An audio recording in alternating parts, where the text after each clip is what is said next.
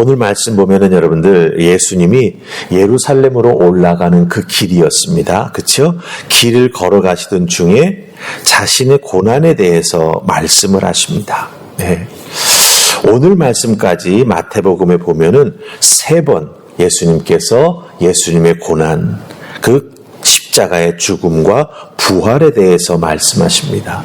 16장에서 한 번 말씀하셨고 17장에서 한 번 말씀하셨고 이제 오늘 20장 말씀에서 이렇게 말씀하시죠. 그러니까 총 3번입니다.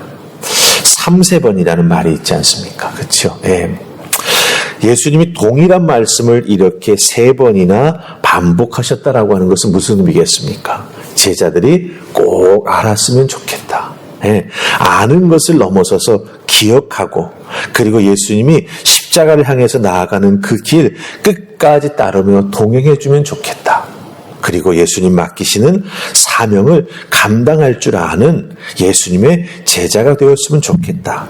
그 예수님의 깊은 마음이 이 반복해 주시는 말씀 속에 담겨져 있는 것이죠. 그러니까 중요하다라고 하는 겁니다.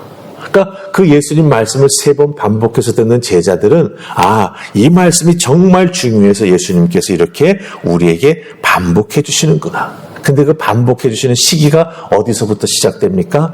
베드로가 예수님에 대해서 신앙 고백하지 않습니까? 주는 그리스도시요 살아계신 하나님의 아들이십니다.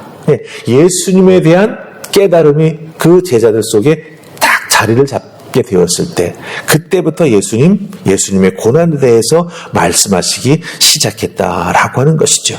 그렇다면 그 말씀이 중요하다. 그리고 이 말씀을 하시는 예수님의 진정성을 생각하고 그 예수님의 말씀을 깊이 따라 나아가는 예수님의 제자들이 되어야 한다라고 하는 거예요. 그런데 오늘 말씀 보니까 어떻습니까? 예수님이 이렇게 고난에 대해서 길을 걸어가시면서 제자들을 따로 불러서 따로 말씀해 주시는 그 순간 제자들 말씀을 듣기는 듣지만 생각은 전혀 다른 생각들을 하고 있었다라고 하는 것이죠. 예수님의 생각과 제자들의 생각이 너무나 달랐습니다. 동상이몽이라고 하지요. 겉으로는 같이 있으면서 같이 행동하지만 속으로는 각각 딴 생각을 하고 있는 것, 그걸 동상이몽이라고 합니다. 오늘 말씀에서 이 동상이몽하는 그 제자들의 모습이 온전히 드러나게 된다라고 하는 것이죠. 여러분들, 사순절 기간 우리가 이 말씀을 접하게 된 것이 저에게는 큰 은혜라는 생각이 들었습니다. 왜냐하면 우리 예수님 믿지 않습니까? 그리고 예수님 믿으면서 말씀의 은혜를 받으면서 이 은혜 받은 자가 하나님의 은혜 가운데 쓰임 받았으면 좋겠다. 나같이 부족한 사람도 하나님의 나라를 위해서 섬기며 일할 수 있었으면 좋겠다. 이런 생각들을 하게 됩니다. 근데 중요한 것은요, 이 하나님 앞에 이렇게 순종하며 말씀의 뜻을 이루는 하나님의 사람이 되기를 소망한다라고 하는 그 생각과 그 생각이 우리들의 삶 속에서 어떻게 행동으로 이어지고 열매 맺느냐라고 하는 게 참 중요하다라고 하는 거죠.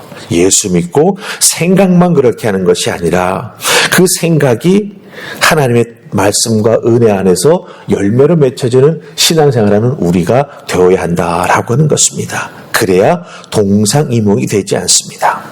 예수님 믿고 예수님 말씀 따라 순종하는 우리가 되어서 열매 맺는 그런 믿음의 모습이 우리에게 있어야 진정 믿는 것이고 진정 순종하는 것이 되기 때문이다라고 하는 것이죠. 그래서 오늘 말씀을 통해서 제자들이 왜 이런 동상이몽을 하게 되었을까? 그 원인을 한번 살펴보시면서 나는 어떤가 한번 그 말씀에 비추어 보는 은혜가 있기를 주님의 이름으로 축복합니다. 아멘. 자, 우리 17절, 18절 말씀 보십시다. 17절, 18절 다 찾으셨습니까? 우리 같이 읽습니다. 자, 시작. 예수께서 예루살렘으로 올라가려 하실 때에 12제자를 따로 데리시고 길에서 이르시되 보라 우리가 예루살렘으로 올라가노니 인자가 대제사장들과 서기관들에게 넘겨짐에 그들이 죽이기로 결의하고. 아멘. 예수님께서 예루살렘으로 올라가시면서 제자들에게 따로 길에서 그들을 부르셔가지고 이 말씀을 지금 하고 계십니다. 이 말씀 참 중요한 말씀입니다. 우리가 예루살렘으로 올라가노니 죽이기로 결의할 것이다. 그렇죠? 예. 예수님이 예루살렘에 올라가 도착하면 예수님을 죽이기로 결의할 것이다.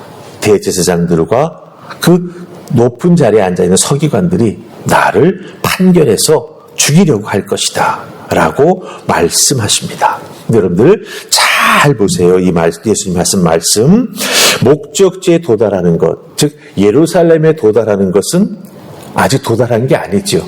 미래에 있는 일이죠. 예, 걸어 올라가야 목적지에 도착할 수 있습니다. 근데 지금 예수님께서는 미리 그 일에 대해서 말씀하시면서 그 결과가 뭐라고 말씀하시죠? 예수님의 죽음이다라고 말씀하십니다. 아직 이루어지지 않았지만 이루어질 미래 일에 대해서 그것도 그 결과에 대해서까지 말씀해 주고 계시다라고 하는 거예요. 이 17절과 18절에 올라간다라고 하는 표현이 나옵니다. 예루살렘으로 올라간다, 예루살렘으로 올라간다. 17절에 한 번, 18절에 한 번 나옵니다. 예수님께서 이렇게 예루살렘으로 올라가 그들이 나를 죽이기 위해서 결의할 것이다라고 하는 것을 말씀해 주시는데 이 올라가는 상황 속에서 하고 있다라고 하는 거예요. 이 예루살렘으로 올라간다라고 하는 이 표현이 제자들에게는 아주 크게 다가왔습니다. 그 크게 다가왔다라고 하는 의미가 뭐냐면 이게 마지막 기회구나라고 하는 거예요. 무슨 뜻이냐 하면 시편 120편 4절이나 시편 24편 3절 말씀을 보면은 이 높은 곳에 있는 예루살렘 그 성전을 향해서 순례자들이 올라간다라고 하는 거예요. 그 순례자들이 올라가서 하나님을 만나고 하나님 옆에 예배하게 된다라고 하는 거예요. 이런 구약에 나오는 말씀을 그 전통을 알고 있는 제자들이 예루살렘을 향해서 예수님께서 올라가신 가정 속에서 이런 말씀을 하시니까 그 말씀 속에 담겨진 예수님의 고난에 대한 것은 싹 다 잊어버리고 무엇만 생각하는 거예요? 아, 예루살렘에 올라가셔서 예수님 하나님 만나시는구나. 그곳에서 예수님 왕으로 등극하시는구나. 하나님께서 예루살렘에 올라오신 예수님을 이스라엘의 통치자로 세워주시는구나. 이걸 기대하고 있는 거예요. 그러니까 예수님과 정반대의 생각을 예수님 올라가시면서 예수님 왜 올라가시는지 이유를 말씀해 주시지만 올라가는 것 그 자체에 제자들은 신경을 쏟고 이것의 결과는 바로 우리가 높아질 수 있는 기회다라고 생각하고 있다라고 하는 것이죠. 네. 그렇기 때문에 예수님께서 따로 불러 모으셔서 이야기를 해주시지만 그들의 기대는 전혀 다른 쪽으로 발전해 나아가고 있다라고 하는 것입니다. 여러분들, 우리들이 예수님의 말씀을 듣고 신앙생활에 나아갈 때 이렇게 잘못 생각하는 성도가 되어서는 안 된다라고 하는 것이죠. 그렇기 때문에 말씀 속에 담겨진 주님의 마음을 잘 깨달아 하는 우리가 되기 위해서 어떻게 해야 되겠습니까? 우리 주님의 말씀을 자꾸 반복해서 읽는 자가 되어야 될 것이고, 그리고 특별히 이 말씀을 통해서 나에게 주님께서 어떤 음성을 들려주시는지 그 음성을 세밀히 듣기 위해 기도하며 그 말씀을 곱씹는 우리가 되어야 귀로 듣고 자신들이 생각했던 것이 이루어진다라고 하는 것에 대한 확인 도장으로 생각하고 제자들처럼 오해하는 신앙생활 하지 않는 우리가 된다라고 하는 것입니다. 여러분들 24절 보시기 바랍니다. 우리 24절 말씀 찾으셨습니까? 같이 읽습니다. 시작. 12 제자가 듣고 그 두 형제에 대하여 분이 여기거늘. 이 24절이 뭘 보여주죠? 12 제자가 다 똑같았다라고 하는 거예요. 네. 야고보와 요한의 어머니가 두 아들 데리고 예수님 찾아와서 내 두 아들 좌우에 앉혀주십시오 요청한 것 12 제자 모두가 똑같았다라고 하는 거예요. 네. 다 높아지고 싶고 다 높은 자리에서 호령하고 싶었다라고 하는 것이죠. 이 말씀 예수님 다 들으셨죠. 네. 근데 예수님께서요, 26절, 27절에서 제자들의 마음과 제자들의 생각과는 전혀 다른 말씀을 해주십니다. 우리 한번 같이 26, 27절 읽습니다. 찾으셨습니까? 우리 같이 읽습니다. 시작. 너희 중에는 그렇지 않아야 하나니 너희 중에 누구든지 크고자 하는 자는 너희를 섬기는 자가 되고 너희 중에 누구든지 으뜸이 되고자 하는 자는 너희의 종이 되어야 하리라. 아멘. 예, 너희 중에서는 그렇게 돼서는 안 된다라고 말씀하시죠. 예. 너희들이 세상의 원리를 따라 나아가서 높아지는 게, 높은 자리에 오르는 게 다스리는 자, 영광을 받는 자리라고 생각하는데 그게 아니라 말씀하십니다.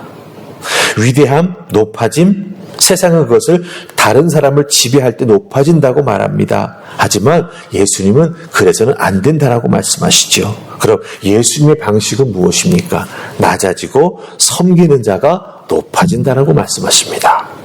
세상의 방식과는 전혀 다른 방법을 말씀해 주고 계시다라고 하는 것이죠. 세상은 다른 사람을 밟고 올라가야 성공한 사람이 되고 또 그 자리를 지켜나가서, 즉 그 자리를 유지하면서 살아갈 수 있다라고 생각을 합니다. 그런데 예수님은 내려가서 다른 사람들의 디딤돌이 되어 주어야 네가 영적으로 높아진 자가 되고 너도 살 뿐만 아니라 다른 사람도 살려주는 믿음의 사람이 된다라고 말씀해 주고 계시다라고 하는 것입니다. 여러분들 신앙생활 하시면서 내가 누군가의 디딤돌이 될 수 있다라고 하는 것 생각해 보신 적 있으십니까? 우리는 사실은 예수님을 디디고 서 있는 자들입니다. 네, 디디고 서 있는 자들이에요.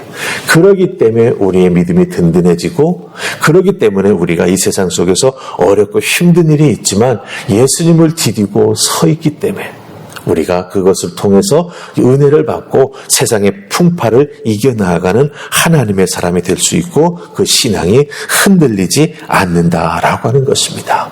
여러분들 신앙생활에 나아가면서 예수님과 다른 생각하는 동상이몽은 이제 내려놓으십시다.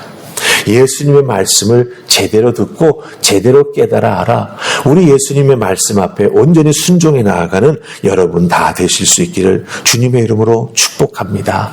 그래야 내가 살고요. 그래야 우리 가정이 살고요. 그래야 내 믿음의 생활에 나아가는 지체들이 함께 살아갈 수 있고요. 그런 지체들이 모여서 서로를 살리기 위해서 디딤돌이 되기 위해 낮아지게 될 때 교회가 살게 되고요. 교회가 살게 될 때 이 대한민국이 바르게 나아가게 된다라고 하는 것입니다. 이 연관관계를 잘 기억하시고 정말 예수님 하신 말씀 하나하나 잘 기억하면서 그 말씀에 온전히 순종해 나아가는 내가 될 때 나만 잘 되는 것이 아니라 우리가 다 잘 되고 주의 몸된 교회가 잘 되고 대한민국이 잘 되고 더 나아가서 하나님의 나라가 이 땅에 온전하게 세워진다라고 하는 것을 꼭 기억하시고 주님 주신 말씀 앞에 온전히 순종해 나아가는 아름다운 모습이 있기를 주님의 이름으로 축복합니다. 아멘. 우리 기도하십시다. 좋으신 하나님 은혜 감사합니다. 오늘 주신 말씀 잘 기억하게 하시고 특별히 예수님과 다른 꿈꾸는 자들 되지 말게 하시고 예수님 말씀해 주신 것에 대한 뜻을 깨달아 알고 예수님과 같은 마음, 예수님이 하신 행동을 따라 나아가는 우리들의 모습이 있어질 수 있도록 도와주시옵소서. 그렇게 될 때 우리들도 믿음의 뿌리가 내리며 성장하게 되며 또한 우리 주님께서 뜻하셨던 이 세상을 향하여 나아가는 복음, 세상 사람들을 살리는 복음, 이 세상에 주님의 샬롬이 임하는 놀라운 열매가 맺혀지게 될 줄 믿습니다. 도와주셔서 우리를 사용해 주시고 우리를 연단시켜 온전히 하나님의 사람으로 세워 주시옵소서. 오늘 나의 삶 속에서도 주님의 뜻에 순종하는 우리 모두가 될 줄로 믿고 예수님 이름으로 기도하옵나이다. 아멘.